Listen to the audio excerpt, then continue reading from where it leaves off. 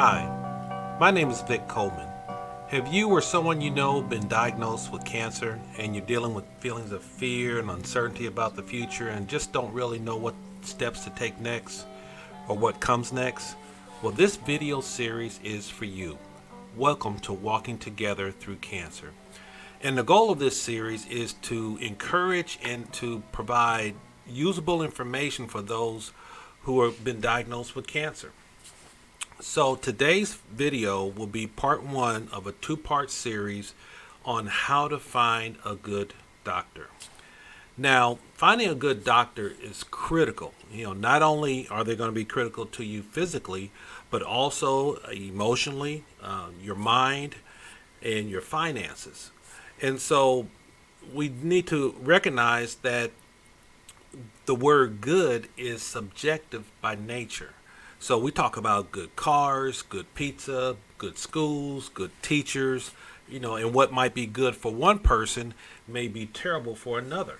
And so we have to understand that good is subjective.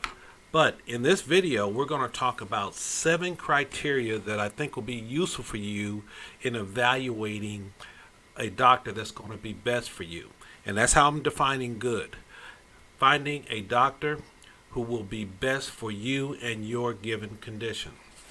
So, number 1, they need to be knowledgeable in the field of specialty that you need. My oncologist was a great oncologist, and he took care of me when I had lymphoma both times. Now, when I had prostate cancer, though, he sent me to a specialist, a urologist, and he took care of my prostate cancer because that was his area of specialty. So I end up having 2 doctors who were knowledgeable in their field of study. Number 2, you want a doctor who'll answer your questions.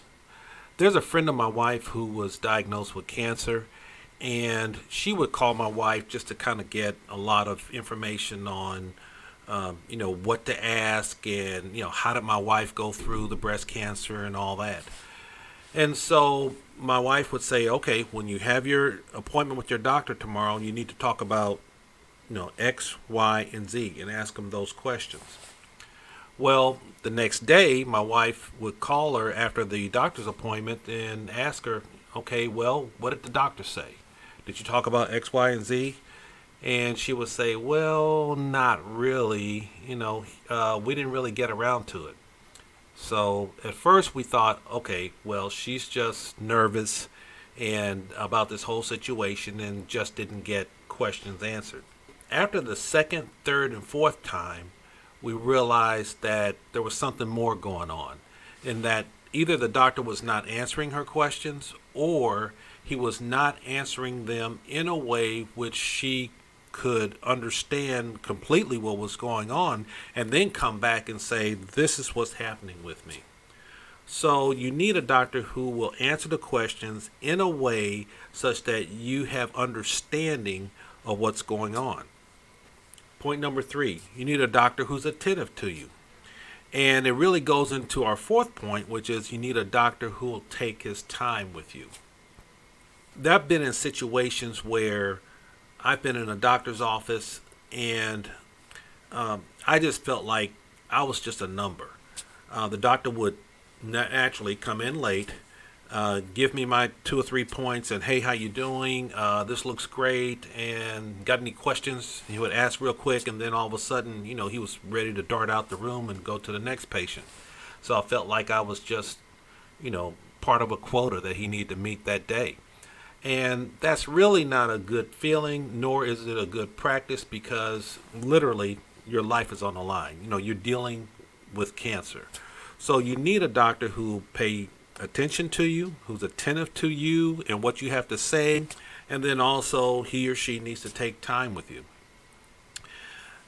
Next, number 5, the doctor needs to review test results prior to coming to meet with you. Now, this seems like maybe a small thing, but what it indicates is that this doctor is taking time to prepare. that you are enough a priority. You're not just a number for the day. You are a priority to where he or she is going over your chart, going over the information, and preparing to discuss what's going on with you. So that is really important. You want a doctor who is prepared before they come into the exam room. Number 6, you need to have a doctor who will recommend a treatment plan that is targeted just for you and your condition. Now, you may have a quote typical cancer, and they'll start you out on a typical treatment, but if they need to deviate down the road because you're not responding as anticipated, then you need a doctor who's willing to do that. And the point I want to bring up here is that your body is an individual chemical factory, and it's different from everyone else. You may have two people, let's say dealing with prostate cancer, patient A and patient B, and they're both males, same age, come from the same part of town, and one may react and respond well to a given treatment, and the other may not. Why? Because they're chemical factories, quote, chemical factories are different. And so you need someone who will monitor you and make adjustments as necessary. And then 7, you need a doctor who is personable but professional. Personable but businesslike. Your treatment plan is going to last generally for months. And then with all of the follow-ups, you and this doctor may have a relationship that lasts over years. And so you want to be able to talk to them, and they need to be able to talk to you, and you need to be on the same page throughout this whole treatment cycle. And so you want them to be personable, but the bottom line is that they are there to help you stay alive. They are there to get you well. So you got to take care of business. So you want someone who's personable and both professional.